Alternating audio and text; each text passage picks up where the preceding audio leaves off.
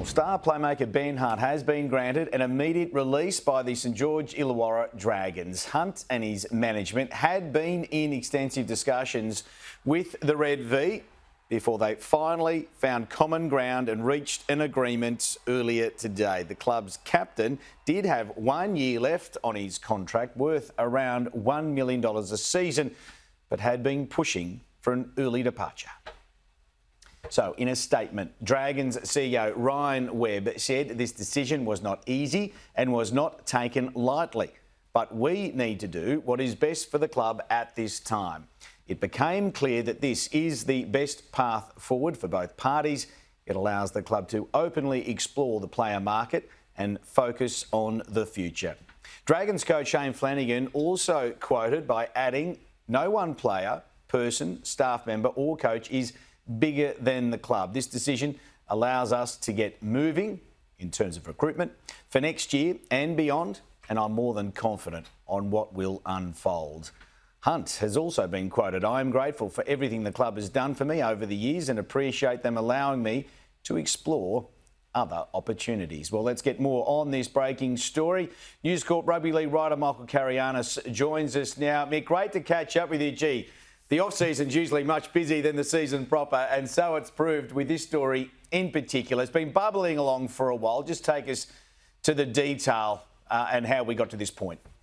Yeah, hello, Jim. Yeah, it's obviously been an ongoing issue between Ben Hunt and the St George Illawarra Dragons, probably for the past, 12 to 18 months, when Ben Hunt first signalled his intention to want to up and leave the club, but the Dragons said, no, you're not going anywhere, and that's how last season played out. Then heading into this year, made statements a couple of weeks ago to News Corp and said the fact that, he wants to play on in 26.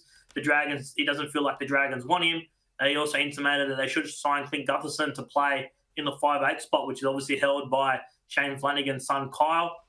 So that got a few noses out of joint as well at the club. And eventually it's led to this. Ben Hunt was adamant that he didn't want to return for season 2025, despite having a contract. And it's very rare where you see a captain and a club split so publicly like this. But Ben Hunt's time at the Dragons is over. All right, now on to the other big questions which are now being asked, and that's about the direction both parties now take. Let's start with Ben first. Where do you think he does end up, and can he command the same money somewhere else? Yeah, so he's on a deal worth a little bit less than $1 million next season. Well, it would have been earning $1 million, almost $1 million at the Dragons next year. I don't think he gets to that level on the open market, and it's important to note it's similar to the situation with Zach Lomax, where the Dragons said, if you want to go, you can go, but we're not chipping a cent. So the Dragons aren't paying Ben Hunt any of that contract for next season.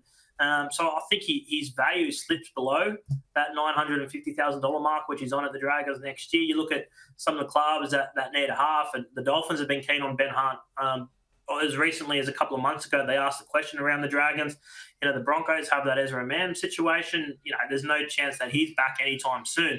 So do they make a play for Ben Hunt? And, the Bulldogs have also flirted with Ben Hunt in the past. So I think they're probably the clubs at the top of the list at the moment.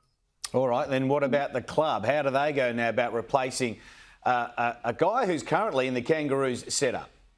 Yeah, Kangaroos player, the Queensland Origin player, the club captain, no less. So it's a big shoes to fill for the Dragons, and there's no obvious replacement. Obviously, at the moment, they're in discussions with Clint Gutherson, and I expect a resolution over the next 24, 48 hours to see if Clint Gutherson does want to leave Parramatta, and if he does he want to join the Dragons? That doesn't solve their halves situation. So you have to look to, there's no one on the open market for 2025, but you look at names that they've already been linked to, Adam Dewey, and then there's someone like a Lockie Illier, Sean O'Sullivan. These guys, they're not huge names, but guys that might be able to do the job for next season if they're able to wrangle them out of their contract early. And then long term, I think the Dragons are keen to speak with Daniel Atkinson from the Cronulla Sharks once he hits the open market on November 1.